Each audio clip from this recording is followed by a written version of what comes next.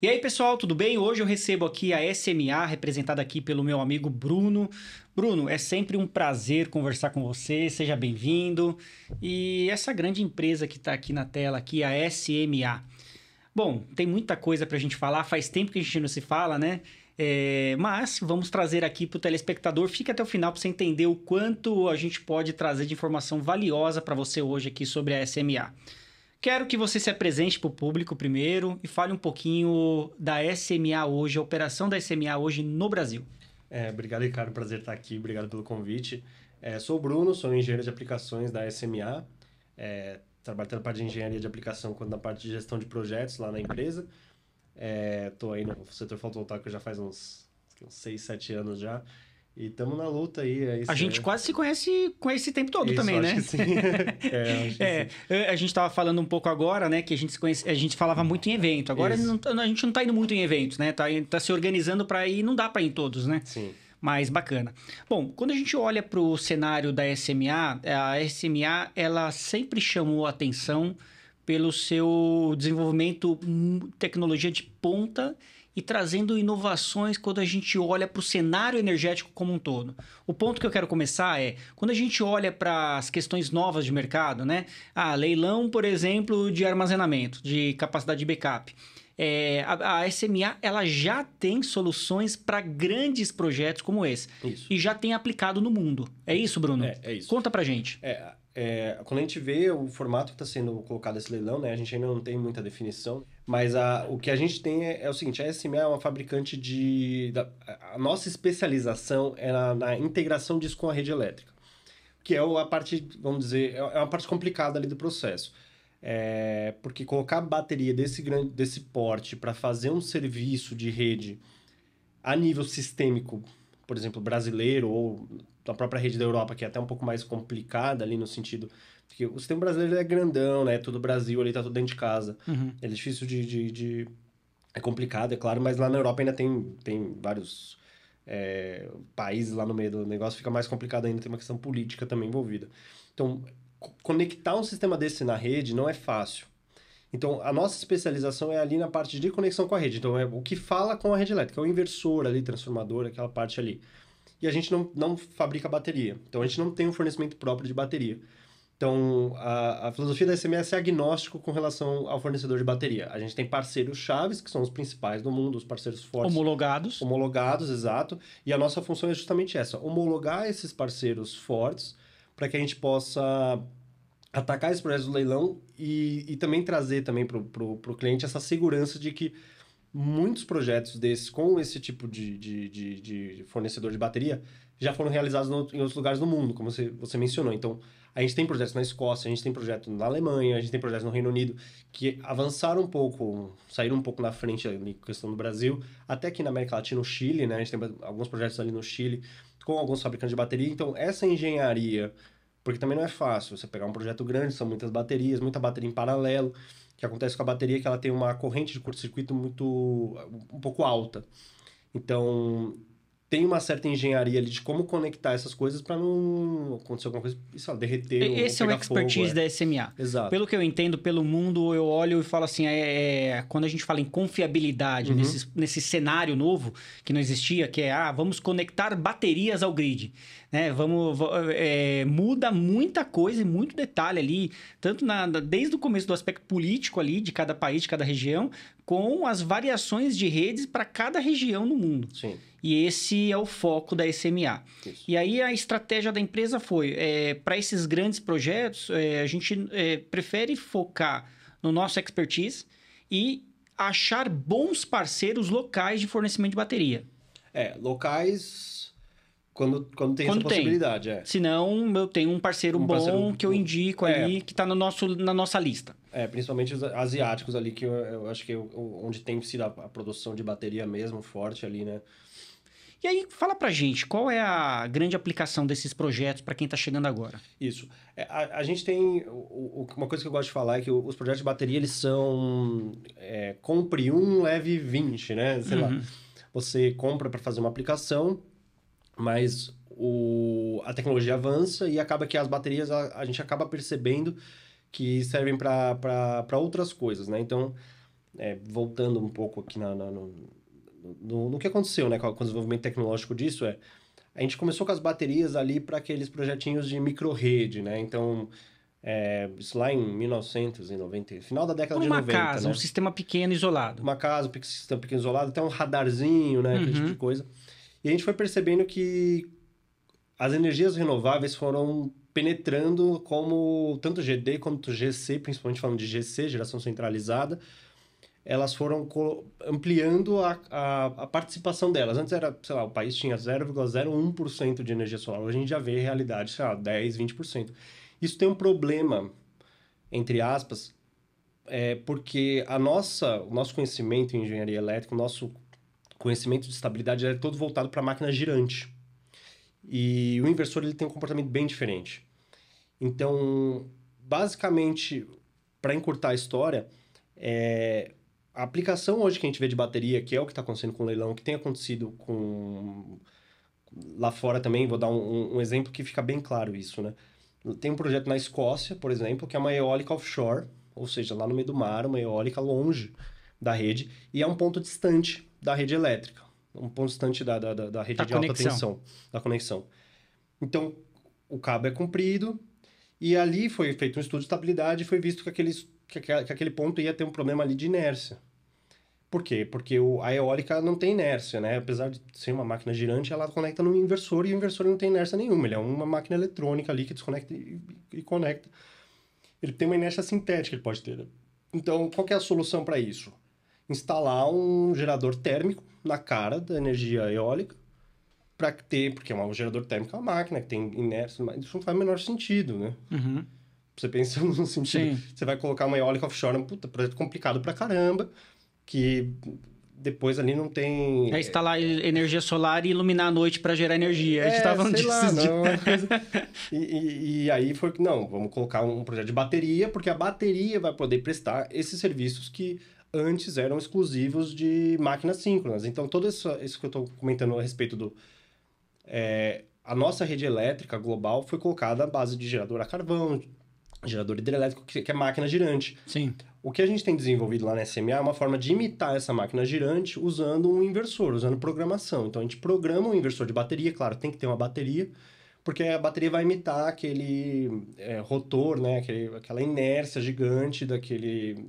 E a gente consegue configurar depois. Para Isso se que é adequar à legal. rede, é isso? Para se adequar à rede. Então, Uhum. o que a gente tem falado é estabilidade. Então, esse leilão de capacidade de bateria também vai trazer isso. Nossa, o Brasil está avançando muito no solar e eólico. A estabilidade tem sido um ponto frágil, né? A gente teve um apagão ano passado e a gente estava até comentando disso antes de começar aqui a conversa. Com relação ao apagão, a gente viu que um dos problemas foi a questão... Foi ali no começo do dia, onde a eólica estava muito no alto, a solar já estava subindo.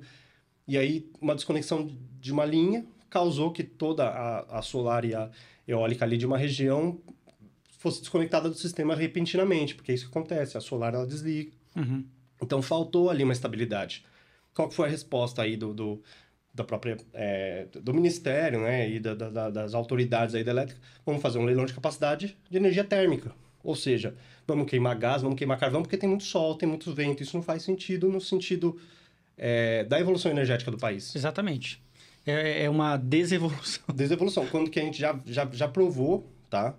A gente já conseguiu provar com projetos reais que estão sendo implementados que a gente consegue colocar bateria, que a gente carrega essa bateria com energia renovável, para gerar a estabilidade que eles querem com as usinas térmicas. Porque a usina Certo. térmica é isso, tem um horário de ponta, eu jogo carvão ou gás, o Brasil usa bastante gás, né? É uma usina térmica, que é um combustível que não é renovável, poluente, né? Eu jogo nos horários de ponta, porque aí eu tenho A a estabilidade. estabilidade. Uhum. Por que eu não descarrego uma bateria que foi carregada nos momentos que a gente... E deixar ela preparada para estabilizar a rede no momento oportuno. E para corroborar com isso mais ainda, a gente tem cada vez mais tendo corte na geração solar. Então, cada vez mais a geração Energia solar desperdiçada. de energia desperdiçada que pode ser usada para isso. Então, não faz sentido do ponto de vista de evolução energética, de sustentabilidade. O Brasil tem liderado isso. Uhum. A gente colocar como o que a gente até comentou com o pessoal da EPE, a gente teve uma conversa com eles, A ideia não é fazer um leilão de bateria, eles separaram, fizeram um leilão de bateria e um leilão de térmica. O que o Brasil precisa não é bateria ou térmica, o Brasil precisa de estabilidade. Então, qual que é o ponto final? Estabilidade. Uhum. E deixa cada um colocar o... Ou seja, o que no final das contas a energia é garantida. Resumindo, a energia, a rede como é formada hoje é uma rede antiga e velha. Isso. Nós temos já soluções na ponta da mão aqui com o SMA e outras empresas para falar, não, olha, tem muita coisa melhor que isso que a gente está oferecendo com sistemas inteligentes e armazenamento inteligente e a gestão disso tudo. E de forma competitiva, tá? Porque isso foi colocado também como um leilão lá no Reino Unido, onde foram pleiteados e foi colocado meio dessa forma que eu comentei. O que a rede precisa é estabilidade. A gente precisa disso, disso, disso. Esse nível de tensão, esse nível de curto-circuito, tudo mais. O TSO de lá, né, o NS lá do Reino Unido, colocou os requisitos que precisam para os projetos.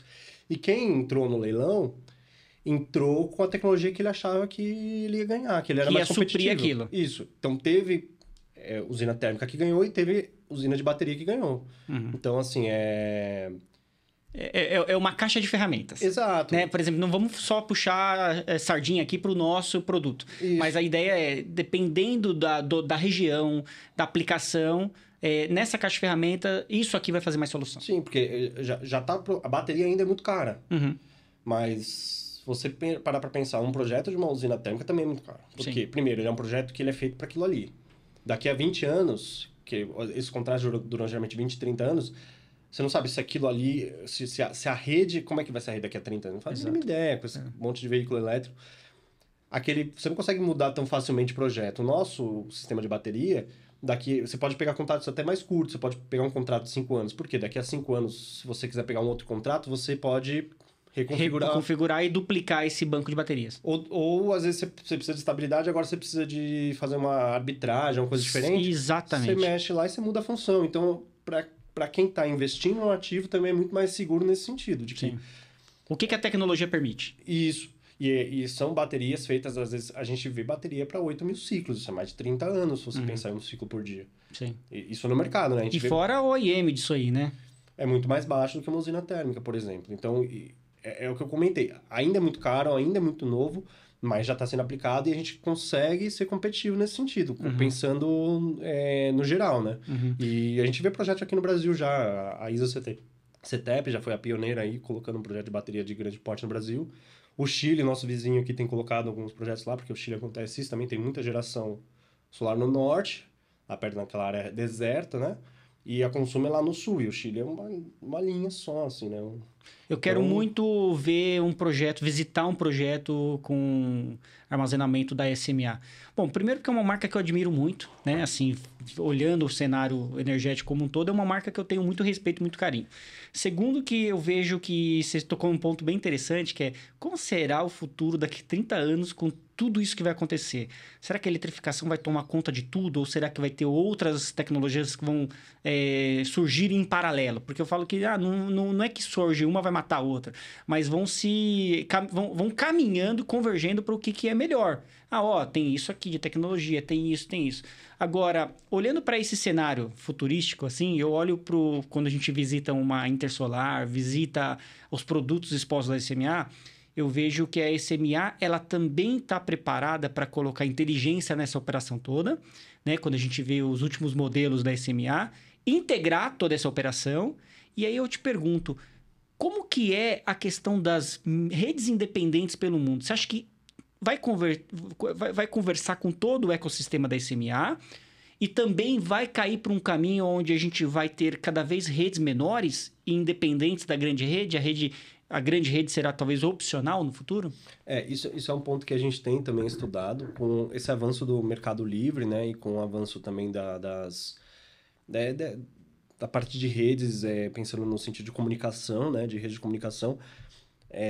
A gente imagina que a rede do futuro vai ser uma coisa desse tipo, né? Você, por exemplo, sai para trabalhar, parece uma coisa até meio distópica, mas é uma coisa que já é meio que quase uma realidade. Ainda falta aí mais uns só 30 aninhos aí, mas vai rolar. Você sai para trabalhar, sua casa está lá com energia solar, mas até uma energia eólica, não sei. É uma fábrica. E não tem ninguém em casa.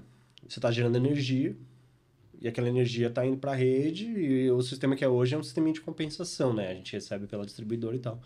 Mas tem uma padaria ali do lado que está assando pão, está fazendo um monte de coisa. Tem uma energia solar também, mas não supre. Por que você não pode vender energia para eles? Diretamente. Diretamente. Então, pensa num aplicativo, sei lá, um Uber da vida, que você consegue vender energia, colocar ali, você produz energia num preço que está muito caro, ou sei lá, você tem um sistema de bateria, você consegue fazer essa troca, né? Então, Isso seria fantástico, né? você tem como se fosse um mercado livre mesmo, Sim, assim. na palma da mão. Na palma Para da cada mão e tudo usuário, mais. usuário CPF. Isso, e é uma coisa que a gente tem olhado para esse tipo de coisa, né? Então, e eu acho que até com o cenário político que a gente vive hoje, a principal coisa que a gente tem, o principal item que a gente tem investido nesse sentido de avanço, tem a parte claro, de equipamento mesmo, mas é a questão também da cibersegurança. Porque você não quer, sei lá, tua energia. Porque a energia elétrica ela não tem uma válvula ali, né, para abrir e para fechar, né? É um medidor só e tem que estar tudo interconectado, tudo comunicando. Você não carimba que aquela que está saindo é a sua. Você põe a bandeirinha no elétron, ele sai pelo fio lá com a tua bandeirinha, né? Não, tá tudo interligado a uma piscina. Tem gente jogando água na piscina, tem gente tirando água da piscina. Então, o controle é virtual. O controle é virtual. Então, às vezes você pode vender, você tá produzindo energia aqui, mas tá vendendo pro cara lá na Bahia. Ele não vai consumir exatamente a sua energia, mas é isso, né? Tem gente gerando, tem gente consumindo, se tá tudo interligado, aí essa conta tem que fechar de alguma forma. Que é o que acontece hoje em dia no Mercado Livre, né? Você não precisa comprar energia diretamente, você pode comprar de quem está gerando ali esses contratos, né? Então, o principal que a gente tem colocado hoje é a questão da cibersegurança, né? Então, você tem que ter um sistema, por exemplo, na sua casa que eu ligo a máquina de lavar quando eu tenho energia solar, eu carrego meu carro quando eu tenho energia solar, se tiver ali disponibilidade, para eu poder usar ao máximo a minha energia e sem ninguém conseguir invadir, conseguir interferir, sem ter nenhum tipo de invasão cibernética, e a gente tem avançado muito com relação a isso. A gente tem colocado protocolos bem restritos com relação a isso, e a ideia é que a gente esteja preparado para um dia, quando isso virar, a gente esteja ali dando segurança justamente para quem tiver esse tipo de sistema que vai conseguir realizar essas vendas e compras com total segurança. Com total segurança. Então a pergunta que eu vou te fazer é: por que hoje eu posso considerar que a SMA é uma empresa segura para se fazer isso no futuro? A gente tem se esforçado bastante, investido bastante nas certificações ISO, né? Então, a ISO lançou uma certificação de cibersegurança. A gente já tem isso como um pilar da empresa desde sempre, mas com essas novas certificações a gente tem certificado, a gente já tem algumas dessas certificações, outras a gente está conseguindo. São certificações bem, como é que eu posso dizer? Rigorosas. Sim.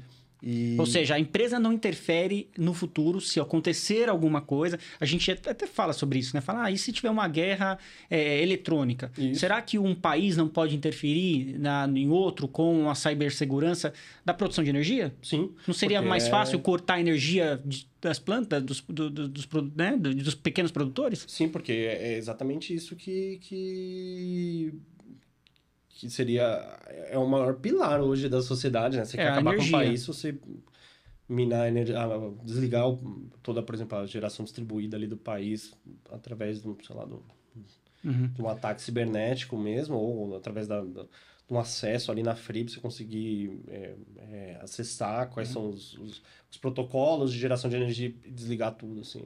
E olhando para essas certificações de segurança, existe esse caminho, então, que até um certo ponto a empresa pode atuar ali como é comum, né? Você fazer um update remoto, você olhar o que está acontecendo com o inversor do cliente, mas chegar num ponto que é esse que a gente está discutindo aqui agora, de interferir, não. Isso é até uma coisa que acontece, assim, às vezes eu tô num evento, numa Intersolar da vida, e o cara fala, meu sistema lá da SMA, cara, tá com erro, você consegue acessar? Eu falo, não consigo.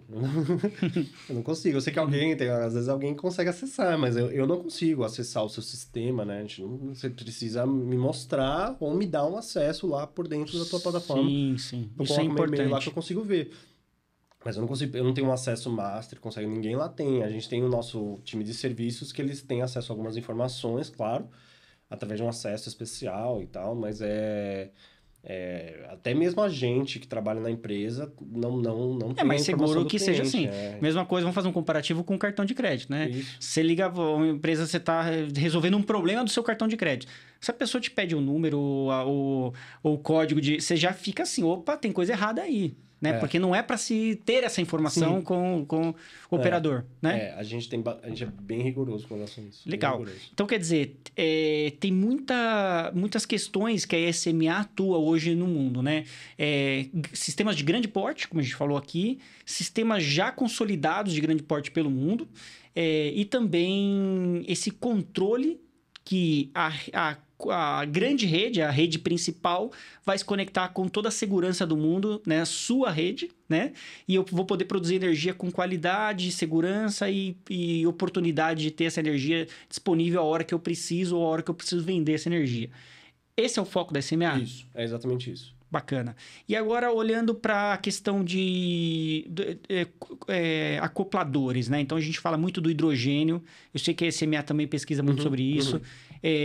Fala da questão de carregar. A gente até falou disso aqui agora há pouco. Falou assim, mas como que eu vou fazer para um prédio inteiro transformar o sistema de recarga dele em carros elétricos, que daqui a pouco a gente tem hoje 2, 3, e daqui a pouco, quando for 50% dos carros que vão estacionar dentro de uma edificação, ser elétrico, né? Eu vou precisar de mais inteligência para fazer a gestão dessas cargas. Isso. A SMA já está focando nisso? Sim, justamente é uma coisa que eu mesmo falo. Assim, quando eu estava me formando lá em engenharia elétrica, o que todo mundo falava era aquela coisa da eficiência energética, né? Então, lâmpada de LED, você trocar suas máquinas antigas que estão funcionando super bem por máquinas novas, porque ela consome menos energia, ou seja, daqui a 5, 6 anos ela vai se pagar esse investimento. Quando eu me formei em engenharia, esse era a bola da vez, né? A bola da vez era a eficiência energética. Quando eu comecei já a ir para essa parte de energia solar, foi a parte da geração distribuída. Então, hoje a gente está vivendo uma era, assim, de você já tá com eficiência energética, mas você pode gerar sua própria energia e tudo mais. Quando eu estava lá na faculdade, poucos falavam sobre isso. Hoje em dia, já tinha que buscar só eficiência. Era a última porta. Que faz total sentido. Inclusive, eu acho que nem faz sentido você investir em energia solar se você não fez a eficiência energética ainda. Sim. Porque você tá instalando um chuveiro um encanamento todo furado, né? Sei lá, você tá... É exatamente isso. No começo do solar, eu falava, eu pegava um galpão para analisar, né? Aí você olhava lá, se você trocar todas essas lâmpadas aqui e fizer isso, aquilo, tal, fazer uma verificação dos motores, você não vai precisar de um sistema de 1 milhão em energia solar, você vai precisar de um sistema de 700 mil. Então, quer dizer, primeiro ser eficiente, depois produzir energia. Isso, já agora, e pensando um pouquinho mais para frente, com a inserção das baterias, a gente já está pensando em gestão energética, que eu fiz a eficiência energética, eu estou gerando minha própria energia, mas eu não estou fazendo a gestão de como eu estou usando essa energia ainda. Então, eu gero energia quando está sol eu uso a minha energia, quando não está sol eu estou usando a energia da rede. Então, o que a gente tem focado também na parte de internet das coisas, pensando já na parte tanto do residencial também, quanto mais focado ali para o comercial e industrial, é o controle. Então, eu poder colocar um sistema de bateria, porque a bateria me permite... É uma bateria, né? Me permite carregar com a minha própria energia e depois eu usar a minha própria energia do jeito que eu quiser. Com a conta de luz ficando cada vez mais cara, isso vai fazendo mais sentido. Então, a ideia é justamente isso. Eu conseguir integrar ali, por exemplo, a gente tem um caso de industrial que o cara fez isso aqui, ali perto de Brasília, no Distrito Federal. Ele comprou só as baterias, ele não tem energia solar. Ele carrega essa bateria no momento do dia que a carga dele é baixa, e quando ele vai usar uma máquina lá que consome bastante energia, ele dá o comando para acionar a máquina junto com o comando de descarregar a bateria. Então, como se aquela máquina não consumisse energia, não tivesse a demanda de energia lá na entrada. Então, ele consegue fazer o peak shaving, né, que a gente chama, mas ele faz uma coisa meio que em tempo real. Assim, ele já descarrega a máquina, descarregando a bateria junto. Então, meio que aquela máquina, se eu olhar assim, ela ainda tem um degrau, né? A máquina ainda é mais potente do que as baterias, mas sei lá, você consegue fazer 30% daquela única máquina, porque isso também tem isso, né? Isso que a gente fala de gestão energética. Não é você olhar a conta de luz, é você olhar... Eu lembrei de um caso também em Brasília, que está no Expedição Solar, no primeiro documentário que a gente fez, que já está em 63 países, já disponível na Apple Store, na Google Play e na Amazon. É isso, é Apple, Amazon e Google. Está disponível nessas 3 plataformas para 63 países de língua inglesa. Então, no Brasil, você vai acessar pela Play Plus, da Record, da TV Record. Mas em outros países, você vai acessar o nosso filme, que está indo muito bem. E nesse filme, na Expedição Solar 1, que a gente já está gravando a segunda temporada, a gente foi cobrir a fábrica da Coca-Cola em Brasília. Então, é exatamente esse sistema. Essa? E aí, exatamente, tá no filme. Então, o que acontece? É inversor SMA. É da SMA com baterias da Tesvolt. E aí, o que eu achei muito bacana, porque a gente entrevistou, mostrou, foi lá, cobriu, e ele falou, olha, primeiro, a conta fechava para gerenciar a energia, o armazenamento. Aí vi lá, né, era um sistema muito moderno, muito, muito eficiente. A segunda fase é a produção de energia. Uhum. Então, Bruno, foi exatamente esse case que a gente viu lá. E eu achei bem bacana que era isso, assim, para quem não sabe que está chegando agora, quando você tem uma fábrica, um comércio, você tem uma percepção maior do valor da energia em diferentes horários do dia, né? E aí, isso é uma coisa. A outra coisa era a qualidade da energia que estava chegando nessa fábrica. Porque se você tiver uma queda, uma parada de máquina, você tem um problema muito sério para religar alguns equipamentos, né? E perder matéria-prima e tudo mais. Então, foi exatamente isso que ele falou. Ele falou, não, primeiro a gente tem que garantir um fornecimento seguro da energia e controlar a questão da energia mais cara em alguns determinados horários. Então, primeiro faz sentido a bateria, depois a produção de energia. Foi isso, né? Isso é interessante. Ele meio que pulou o que eu tava falando da etapa lá de geração de energia, mas era um problema que para ele era latente. Porque quando a gente fala de gestão energética, a gente fala isso, a gente não fala da conta de luz. Às vezes você pode fazer toda a gestão energética e você vê pouco impacto na conta de luz, mas a questão quando a gente vê a energia ponto a ponto, né, minuto a minuto, quando você tem aquela visão, coloca um medidor lá de energia, um analisador, né, de qualidade, você vê ali que tem um momento do seu dia que você tem uma produção de energia muito alta e a sua demanda está sendo limitada por aquilo. Por que eu não pego esse momento, por exemplo, às 10 horas da manhã, onde eu ligo tudo e não escalo isso, né? Então, eu ligo as máquinas em cadeia e tal. Ou tem um momento no meu dia, por exemplo, nesse caso, que tem uma máquina que consome muita energia. Isso acontece, por exemplo, tem forno, não sei. Cada indústria vai pedir uma configuração. Solda, tem momento que o cara vai soldar lá, o cara liga 5, 6 máquinas de solda ao mesmo tempo. Isso dá uma zoada grande na qualidade da energia também, né? Porque fica um monte de pico. E às vezes a sua infraestrutura, né? O transformador lá da entrada da sua indústria, né? Todo o cabeamento, ele não quer saber, o cara lá da concessionária não quer saber o seu produto, quer saber o seu pico. Então, se eu tenho um pico de 100, só que na média eu consumo 20 kW, o seu transformador tem que ser de 100. E você vai pagar por isso. Você vai pagar por isso. Então, às vezes eu colocar um sisteminha de bateria, eu reduzo a minha demanda, ali de 100 para, sei lá, 70, 80, e isso ao longo dos anos vai fazer diferença, porque você vai pagar menos demanda, e a própria questão da energia, horário ponta, fora ponta, né?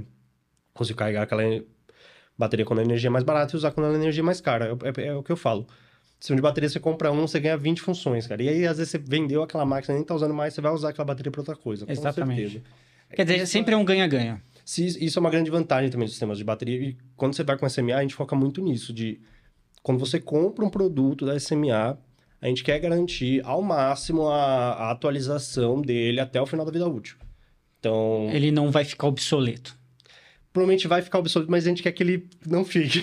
Eu entendi, mas ele vai na verdade, ser... tem indústria que quer que fique obsoleto rápido para você fazer um retrofit, né? Não, e aí, puxando o gancho para retrofit, vocês até fazem retrofits de outros fabricantes, Outros fabricantes, Porque o nosso equipamento é feito para isso. Você comprar uma vez, ele se aprova de futuro. Vai lá na USP, pessoal. Eu fui lá na USP ver inversor da década de 90 funcionando hoje, perfeitamente, sem problema nenhum. Quer dizer... isso é uma prova. Isso tá lá, tá funcionando o inversor. Fala lá com o professor lá da USP, lá, né, no laboratório de fotovoltaica lá. Isso, o laboratório com SMA também, eles têm aquele sisteminha de carport, né, de estacionamento também com os inversores da SMA. Então é bem legal isso. A gente vê SMA rodando há muitos anos no mercado europeu, testes em vários pontos do mundo. Por quê? Porque eu acho que é isso, é focar e na entrega, ó, a gente quer realmente que isso aqui fique com o propósito que é geração de energia e zero dor de cabeça pro cliente. E quando tem suporte também. Isso, e uma das grandes provas disso que eu tô falando também é, eu acho que não para esses da década de 90, mas, por exemplo, tem inversores ali dos anos 2008, 2009, que eles não tinham Wi-Fi, eles eram tudo por cabo de rede. Uhum. Então, são inversores que você olha, eles falam, um inversor grandão, assim, ele já é antigo, né? Parece que faz pouco tempo atrás, mas já evolui muito. A gente consegue, por exemplo, pegar esses inversores e ele vem com uma caixinha de comunicação. A gente consegue colocar um outro data manager nosso, interligar os dois e ligar um sistema de bateria. Ou seja, eu não preciso trocar o meu inversor. Através ali dos protocolos, a gente consegue falar com esse inversor antigo e integrar, por exemplo, um sistema hoje. Por exemplo, hoje na minha fábrica, eu quero colocar um sistema de bateria, mas eu coloquei energia solar lá em 2008. Como é que eu faço? Precisa jogar fora tudo, né? Não virar lixo eletrônico, né, Bruno? A gente tem trabalhado muito na integração dos sistemas antigos justamente para isso, né? Para a gente ter um sistema que ele seja integrável com os sistemas novos e também que gere energia por bastante tempo. Porque uma coisa que aconteceu no passado, esse ano, na verdade, né? Que a gente também gostou bastante. A gente tem uma planta de geração de energia centralizada que ela foi instalada, se não me engano, em 2015, 2016 ali. Aqui no Brasil. Aqui no Brasil. E teve um relatório ano passado das usinas que mais performaram e ela ficou em 7º lugar. Ou seja, uma planta aí que já está há mais de 10 anos em operação. Olha só, é um relatório de hoje, mas com uma usina de alguns anos quase atrás. 10 anos atrás. E ela está super atualizada. Bateu em top 7 de produção de energia. Uhum. Hoje em dia, o inversor que a gente oferece, com a tecnologia que a gente oferece, tem uma eficiência bem melhor que aquele. Uhum. Os painéis solares nem se fala, né? Eu acho que lá no painel de 200 e... Sim, a eficiência melhorou em tudo. Melhorou tanto em tudo. nos painéis como nos E inversores. mesmo assim, é um equipamento assim, que não perde produção, que a gente... O foco nosso é justamente isso, você vai colocar isso só uma vez, né, na sua vida. Você não vai instalar não, duas né? vezes, né? Aí é o que eu queria te falar, porque a SMA também chegou a fazer retrofit Isso. de produtos que eram para se durar, né, uma vez só, não trocar e teve que trocar precocemente. A gente também faz esse tipo de fabricante de equipamento, né, que ou deixa o Brasil ou vende a divisão da empresa, né? É uma coisa que a gente gosta de falar também. A SMA ela foi criada na década de 80 e ela já vem com o nome SMA Solar. Eu não lembro exatamente como é que era o nome, mas já era SMA Solar. E, então, até hoje, o solar é o nosso core business lá na empresa. Então, se a divisão de solar não for bem, a gente vai todo mundo para a rua, né? Muitas empresas não é bem assim, né? O solar é uma pequena divisão lá da empresa, que às vezes o solar não vai bem, faz mais sentido vender aquela divisão, né? E tudo mais, realocar ali as pessoas. Então, a gente já aconteceu, né? Já vem acontecendo desde o surgimento da energia solar lá na Europa mesmo, lá na Alemanha e tal. Empresas alemãs que e aí deixa os clientes órfãos mesmo, né? O pessoal que fica aqui sem suporte à garantia, ou que sem suporte nenhum, ou tem só suporte não local, mas lá fora, e acaba ficando desassistido. Então a gente tem ganhado alguns projetos também no sentido de equipamento que não está produzindo energia, e a empresa saiu do Brasil, e aí não tem o que fazer, tem que trocar mesmo, aí o cara escolhe a SMA justamente porque a gente vai dar uma atenção melhor para esse tipo de caso. A gente tem um time lá na Alemanha que é focado nisso. Então, é um time que é focado em repotencialização de usinas, a gente chama de repowering, né, em inglês, de você repotencializar a usina, uma usina que por qualquer motivo não esteja gerando bem. A gente tem um time lá especializado, porque não é tirar um e pôr o outro, né? Não é, sei lá, tem toda uma análise de compatibilidade que a gente faz, porque o equipamento, os cabos chegam por baixo, então até a análise da fundação a gente faz. As entradas, às vezes, são diferentes, então tem que mexer em alguma ligação elétrica. Esses sistemas de usina, eles também têm, por exemplo, um painel de auxiliar, de iluminação ou de comunicação, um modezinho ali com alguma central meteorológica, alguma coisa assim. Então, a gente também pega o que tem lá de comunicação, a gente vê como é que é o nosso, a gente tem... Hoje, mais ou menos ali, 50% dos projetos que a gente faz para sistemas maiores são equipamentos customizados e engenheirados. E nesses projetos de repotencialização mais ainda, né? Então, a gente dá uma atenção especial para esse tipo de caso, porque é uma oportunidade grande para a gente. Então, a gente tem feito alguns projetos aqui no Brasil, fez bastante projeto lá fora, principalmente nos Estados Unidos, porque lá também é a mesma coisa, né? Começou antes a energia solar.